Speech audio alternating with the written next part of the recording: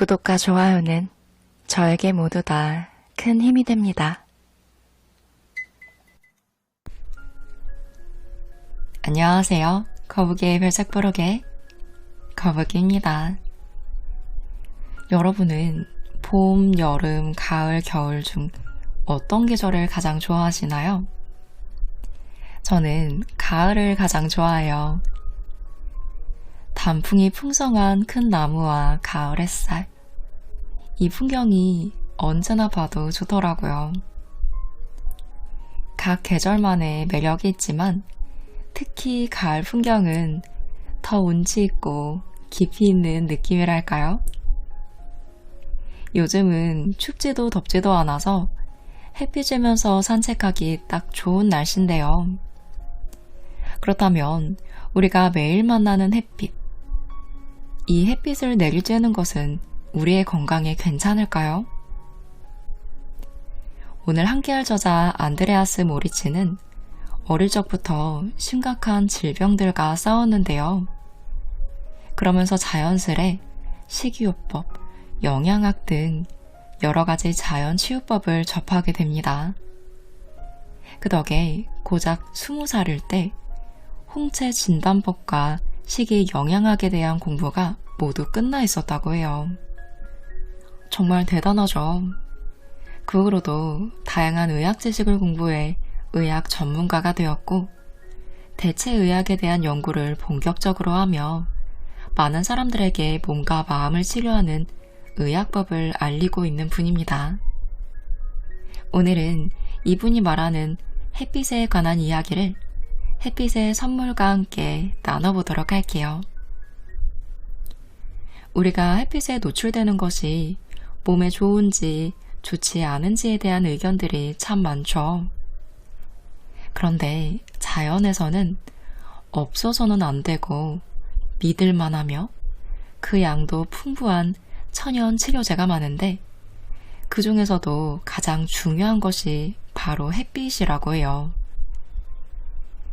자연이 하나의 약국이라고 한다면 햇빛은 약국 안에 있는 것 중에서도 효과가 가장 강력하다고 하는데요. 일단 햇빛은 절대로 우리의 생명을 위협하는 존재가 아니라고 합니다. 정확히 말하면 태양은 우리의 생명을 지켜주는 존재죠. 그렇다면 햇빛은 우리에게 어떤 효능이 있을까요? 먼저 햇빛은 암을 예방하는 데 아주 효과적입니다. 1940년 프랭크 에벌리는 햇빛이 암에 대해 상당한 면역력을 제공한다고 주장했는데 이는 현재 입증된 사실입니다. 샌디에이고 대학교에서 한 최근 연구에 의하면 햇빛을 통해 비타민 D의 수치가 증가할 때 유방암 발병 위험이 50% 감소하고 대장암 발병할 위험이 무려 65%나 감소하는 것으로 밝혀졌습니다.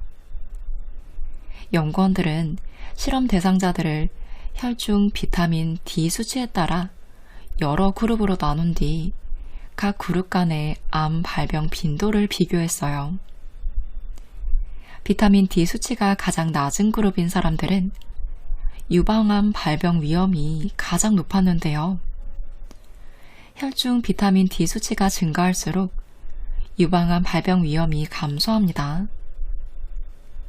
정말 놀라운 건 유방암 발병률이 50% 감소하는 비타민 D 수치를 얻기 위해서는 오래 햇빛에 있어야 하는 게 아니었어요. 피부가 다소 검은 사람은 하루에 25분, 피부가 흰 사람은 10분에서 15분 정도만 햇빛에 노출되면 충분하다는 거예요. 두 번째 연구에서는 똑같은 양의 햇빛으로 대장암 발병률이 3분의 2까지 감소시킬 수 있다는 사실을 밝혀냅니다. 또 한 연구에서는 몸에 비타민 D가 축적되었을 때 유방암 여성 환자의 생존율을 높일 수 있다는 결과도 보여주었고, 미국 크레이턴 대학교에서 실행한 새로운 연구에서는 비타민 D와 칼슘 보충제가 암 발병 위험을 무려 77%나 감소시킬 수 있다는 아주 놀라운 결과가 나왔는데요. 이렇게 수많은 연구 결과들은 햇빛을 통한 비타민 D가 현대과학을 통해 알려진 어떤 항암제보다 훨씬 더 강력하게 암 발병 위험을 예방하는 효과적인 약이라는 사실을 입증하고 있습니다. 비타민 D는 지용성 비타민입니다. 비타민 D는 식품을 통해 섭취할 수도 있지만 햇빛에서 나오는 자외선에 노출된 다음 몸에서 합성되는 경우가 대부분이라고 해요. 햇빛은 비타민 D를 합성하는 데 있어 가장 중요한 요소인데요. 햇빛에서 나오는 자외선은 피부에서 비타민 D 합성을 유도합니다. 많은 분들이 건강한 뼈를 유지하는 데 있어서만 비타민 D가 중요하다고 알고 계시는데요. 뿐만 아니라 충분한 비타민 D가 있으면 앞서 말한 암 예방, 류머티즘 관절염과 같은 자가 면역 질환, 당뇨병, 심장질환, 다발성 경화증, 우울증, 정신분열증 등을 예방할 수 있습니다. 요즘은 재택근무도 많아지고 있고 아이들도 나가서 활동적으로 놀기보다는 컴퓨터 게임을 많이 하는 전체적으로 실내에서 주로 활동하는 추세잖아요. 그 때문에 비타민 D 결핍이 많아지고 건강상의 문제가 많이 생겨나고 있는데요. 건강을 챙기는데 비타민 D는 필수적이니 꼭 챙겨보시기 바랍니다. 운동과 햇빛은 모두 건강을 위한 핵심적인 요소들이죠. 저자는 기왕이면 햇빛 아래에서 운동하는 것을 권장하고 있어요. 이유는 뭘까요? 햇빛은 우리에게 활력과 영양을 공급할 뿐만 아니라 우리의 정서를 변화시키고 활기를 북돋아 줍니다. 겨울이 깊어지면 사람들이 우울감에 빠지거나 계절성 정서 장애도 생기고 심하면 밀실 공포증 같은 것도 생긴다고 해요. 날씨가 추워지면 괜히 내 몸이 처지고 우울해지잖아요. 이럴 때일수록 웅크려져 있지 말고 나와야 한다는 거예요. 춥다고 실내에만 있으면 내 몸은 충분한 양의 햇빛을 보지 못해 계절성 정서 장애가 생길 확률이 높습니다. 내가 이렇게 우울하고 처지는 게 날씨가 추워져서 등의 기분 탓인가? 하고 넘기며 계속 우울해할 수 있는데 이런 것들이 모두 우울증의 원인이 될 수 있다는 거예요. 그럼 어떻게 해야 하느냐? 이를 치유하고 예방하는 유일한 방법은 바로 햇빛을 보는 겁니다. 물론 필요한 햇빛의 양은 각자 몸 상태와 체질에 따라서 다른데요. 중요한 것은 날씨가 쌀쌀해진다고 해서 실내에만 있지 말고 가능한 많은 양의 햇빛을 쬐어야 한다는 사실입니다. 지금 날씨가 그닥 춥지 않아서 아직은 와닿지 않을 수 있지만 추워지는 건 잠깐이잖아요. 춥다고 실내에만 웅크리고 있으면 안 된다는 것 꼭 기억해 보시면 좋겠습니다. 운동할 때 햇빛을 쐬면 여러 가지 이점들이 있는데요. 먼저 근육 발달에 더 효과적이라고 해요. 따뜻한 바닷가 모래사장에서 벌거벗은 채 하는 고대 그리스 운동법은 근육질의 건강한 몸을 만들기 위해 사용되었는데요.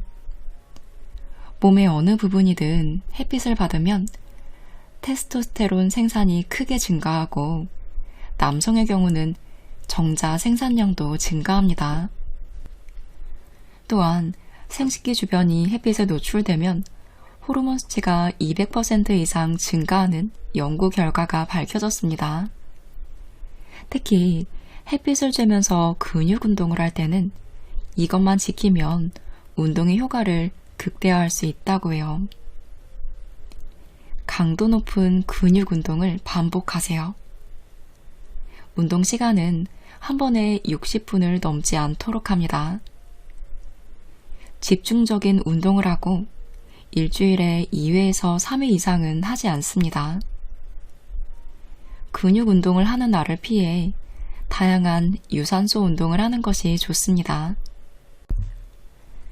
여성의 경우에는 햇빛을 쬐고 하루 몇 시간 실내에서 활동하는 것으로 건강한 월경 주기를 회복할 수 있다고 해요. 뿐만 아니라 에스트로겐 생산도 돕습니다. 편두통 역시 완화되고요.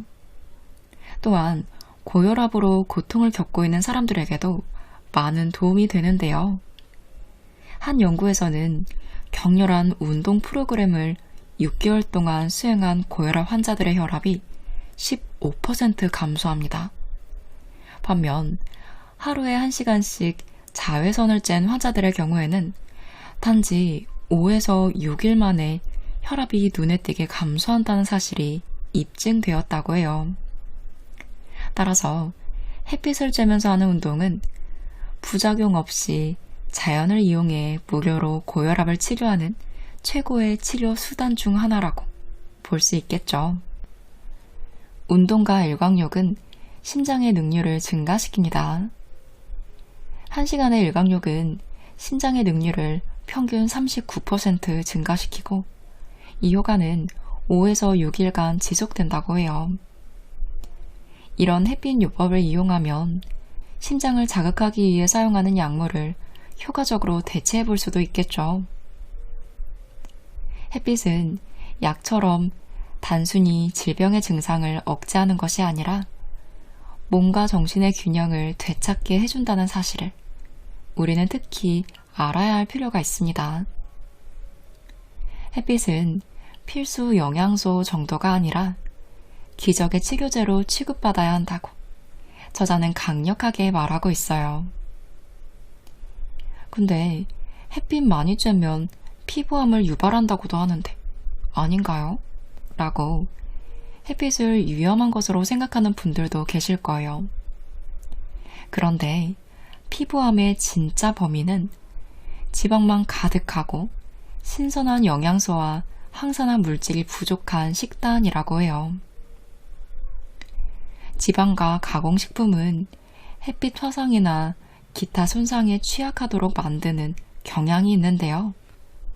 일광욕이 위험한 것은 지방이 많고 채소와 통곡물, 그리고 신선한 과일이 부족한 식단으로 먹는 사람에게만 해당된다고 해요. 피부암 환자를 대상으로 한 2년에 걸친 실험에서 저지방 식단으로 꾸준히 식사한 환자는 식단의 변화가 거의 없는 환자에 비해 병변이 눈에 띄게 감소했습니다. 즉, 고지방 식품을 섭취하고 많은 시간을 햇빛 아래에 지내는 것은 아주 나쁜 조합이라는 거예요. 진짜 범인은 지방만 가득하고 신선한 영양소와 항산화 물질이 부족한 식단입니다. 우리가 채소, 과일, 그리고 통곡물이 가득한 식단으로 식사를 한다면 풍부한 영양과 항산화 물질, 그리고 식물성 물질들을 섭취하게 되는 것인데요. 이런 신선한 식물성 물질들은 우리의 몸에 활력과 에너지를 불어넣어 햇빛에 노출되어도 위험하지 않게 해줍니다. 항산화 물질은 우리의 피부가 햇빛에 의해 너무 빠르게 화상을 입지 않도록 보호해줍니다. 하지만 여름에는 태양에서 오는 자외선 강도가 너무 강해 불편함을 느낄 수 있으니 오전 10시에서 오후 3시 사이의 햇빛을 피하는 것이 좋습니다. 어떤 이유든 너무 오래 햇빛을 쬐었다면 알로에베라, 코코넛 오일 혹은 올리브 오일을 발라보세요. 일광욕 전에는 일광욕의 효과를 극대화시키고 혹시 있을지도 모르는 기름을 제거하기 위해 샤워를 하는 것이 좋습니다.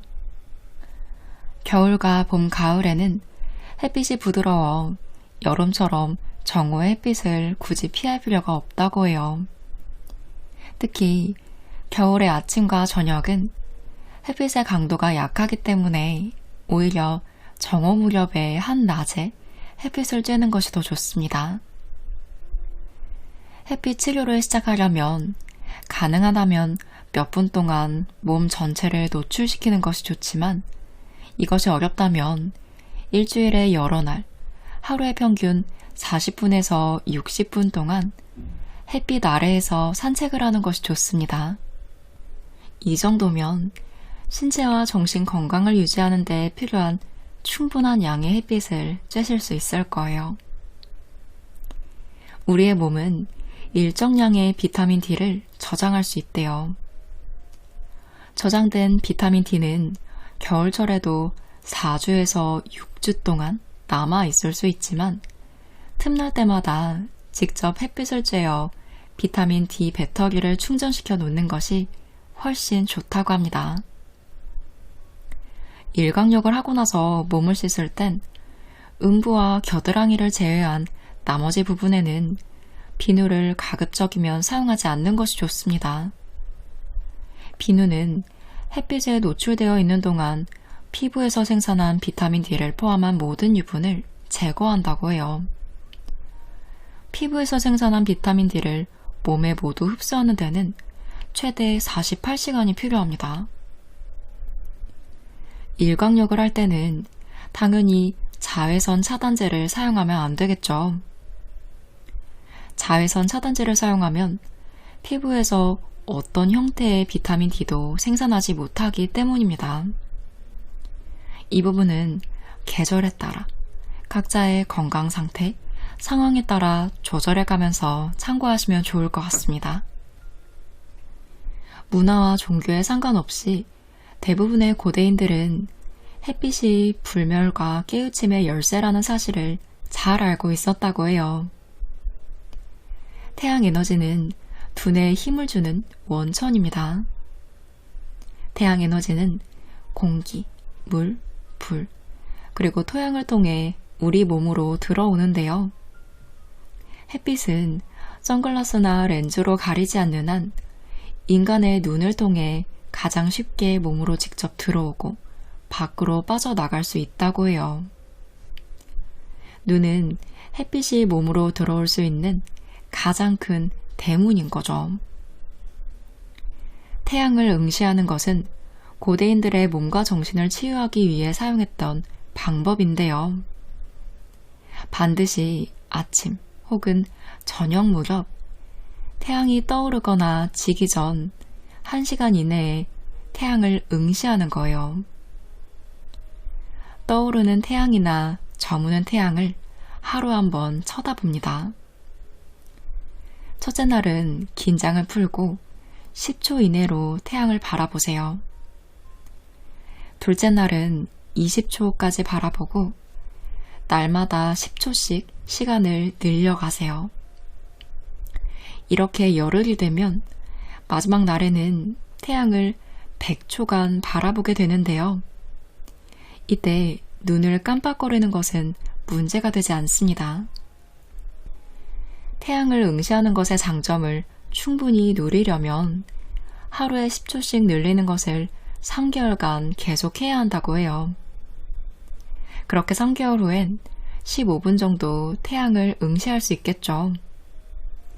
이 정도가 되면 태양광을 통해 전달되는 태양 에너지가 눈을 통해 들어와 망막 뒤쪽에 위치하고 뇌로 연결되는 통로인 시상 하부를 충전합니다. 뇌가 이 통로를 통해 점점 더 많은 에너지를 얻으면 정신적 긴장과 걱정이 사라지고 있는 자신을 발견하게 될 것이라고 저자는 말합니다. 이렇게 추가 에너지를 공급받으면서 긍정적인 사고방식도 갖고 자신감도 가질 수 있게 됩니다. 근심과 우울함이 사라지는 것이죠. 원래 슬픔과 우울함은 햇빛을 쬐는 시간이 부족할수록 그 정도가 심해지는 것으로 알려져 있는데요. 우리가 태양을 이렇게 지속적으로 보면 뇌는 걱정과 두려움을 떨쳐내고 치유와 정신적, 신체적 건강을 증진시키는 일에 새롭게 공급받은 에너지를 사용할 수 있게 됩니다. 그리고 태양을 응시하면서 얻는 가장 큰 혜택은 시력 개선이라고 해요. 의외죠. 저는 태양을 바라보면 눈이 안 좋아진다고 생각했는데 그 반대였던 거예요. 생명과 영원한 시력을 선사하고 현인들에 의해 진리의 시작이자 궁극적 진리로 불린 태양은 인류가 가장 먼저 깨달은 최고의 치유수단입니다. 우리는 인간이 태어날 때부터 태양으로부터 치유에 의존해왔고요. 여러분도 이 태양이 선사하는 치유를 이용해보시면 좋겠습니다. 오늘은 안드레아스 모리츠 저자의 햇빛의 선물과 함께했습니다. 사실 제 기준으로는 그렇게 재미있는 책은 아니었어요. 건강에 관한 책이다 보니 내용이 어떤 이야기가 있는 것도 아니고 햇빛의 효능과 그걸 입증하는 연구 결과들이 대부분이어서 재미있게 읽히지는 않는데 저자가 말하는 햇빛에 관한 메시지는 명확해요. 그리고 그렇게 어렵게 읽히지도 않았고요.